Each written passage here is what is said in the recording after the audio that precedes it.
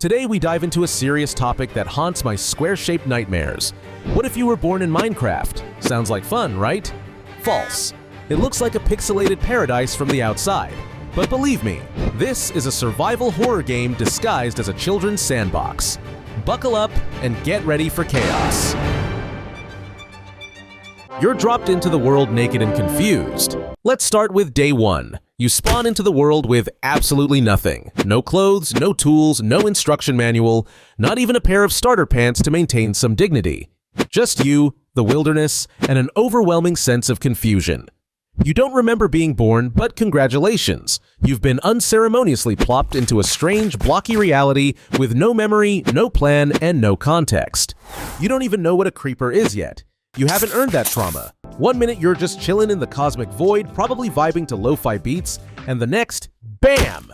You're on the ground, dazed, surrounded by pixelated grass and chickens that look like they were drawn in MS Paint. And what's your first instinct? Punch a tree. Why? Because instinctively, you know it's either that or die. It's you versus Mother Nature, and you've got nothing but bare fists and panic. So you start wailing on a tree trunk like it owes you money.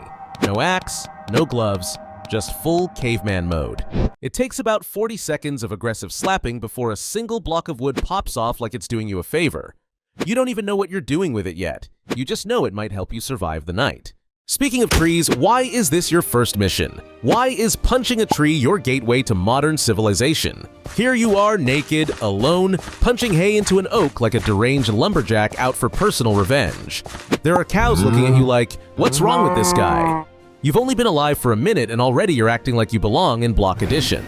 Imagine if that was real life. You're teleported into a forest with zero context, and your first thought isn't to scream, cry, or run for help, it's to get into a bare-knuckle brawl with a 20-foot tree. You're out there, yelling at bark, getting splinters in places splinters should never be, all while desperately trying to make 4 planks and a crafting table so you don't end up getting mauled by a skeleton in 6 minutes. Peak insanity. Peak survival instinct. Peak Minecraft. The sun is a giant countdown to death. You think you've got 10 minutes to goof around and enjoy the scenery? Wrong. The sun is basically a ticking time bomb. When it sets, it's not nighttime. It's nighttime TM featuring death, screaming, and explosions. In Minecraft, nightfall isn't peaceful. It's the Hunger Games. Skeletons with aimbot, zombies in droves, spiders that climb walls, and of course, the infamous creeper, the only game where the moon comes out and the floor immediately turns into lava metaphorically. And you better build a house fast. It doesn't matter what it looks like. A dirt cube with a door? Perfect. A hole in the ground? Go for it. Just get inside. Because if you're out after dark, the mobs will find you, and they will end you. Creepers are nature's middle finger. Let's talk about creepers. Who designed these things? A green phallic tube that silently walks up to you and blows itself up like it's doing a kamikaze mission? Absolutely psychotic. No warning, no mercy. You'll be out here tending to your cute little garden and BAM! Your house, your pets, your dignity, all gone. And it gets worse. Sometimes they blow up your stuff while you're inside the house. They don't even wait for you to come outside like civilized monsters. Also, when a creeper kills you, it doesn't just kill you, it humiliates you. You respawn and walk back to the crater where your house used to be, and all that's left is your floating leather boots and some shame. Hunger is a constant threat. Now, let's talk about food. You need to eat, constantly. You burn through calories like a marathon runner in a volcano. You jog a little bit, and suddenly you're on the verge of starvation. And what are your options? Kill a pig with your fists? Hope some wheat grows before you collapse? Maybe eat some rotten flesh and pray you don't get food poisoning like a raccoon in a dumpster. Sure, you can farm, but that requires tools, seeds, and patience. 3 things you absolutely do not have when you're running from skeletons and trying not to starve to death in a forest. Physics? Never heard of her. Let's talk about physics. Or actually, the complete lack of physics. You can float an entire house in midair, but a torch can hold up a gravel ceiling. Water flows forever in one direction, lava takes its sweet time, and gravity only applies when it feels like it. Need to cross a ravine? Just start building a floating bridge made of dirt. Need to go mining? Dig straight down. No, don't actually do that, unless you like falling into lava. Everything in this world makes absolutely zero logical sense, which is fine, until you realize you have to live in this chaos. Forever. Villagers are useless until they're not. Ah, yes, the villagers. These big-nosed, mumbling freeloaders who somehow have jobs and homes despite having the IQ of a baked potato. Most of them spend their lives walking into walls or standing on roofs. But if you trade with them, they suddenly become Wall Street brokers. One guy gives you an enchanted sword in exchange for 37 sticks and a beetroot. The economy in Minecraft makes absolutely no sense.